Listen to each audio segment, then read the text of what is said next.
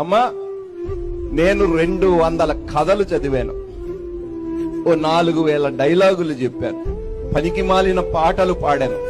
ఏది నా బ్రతుకును మార్చలేదు. కానీ ఒక్కసారి దీనిని చదివితే శాశ్వతంగా నా జీవితాన్ని మార్చేసిందండి. దేవునికి మహిమ కలుగును గాక. అంత శక్తి ఉంది ఈయన వాక్యములో. ఎందుకంటే ఆది యందు వాక్యము ఉండెను, వాక్యము దేవుని యొద్ద ఉండెను, వాక్యము దేవుడై ఉండెను. ఈరోజు అదే వాక్యము మన నోట దేవుడు ఉంచాడండి.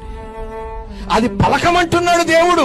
నువ్వు నోరు బాగుగా తెరువు, నేను దానినే. మనం దేనికోసం తెరుతున్నామండి నోర్లు?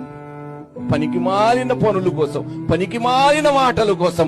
కానీ జీవము కలిగిన మాటలు పలకండి క్రైస్తవులారా.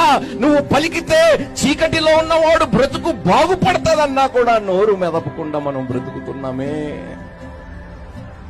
ఒక్కసారి ఆలోచించండి ప్రియ సంఘమా, మనం చేస్తున్నది కరెక్టేనా? మనం చేస్తుంది కరెక్టేనా?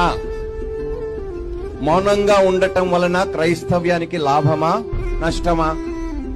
చెప్పండి. మంచి చెయ్యటము తెలిసి కూడా చెయ్యకపోవటము పాపము.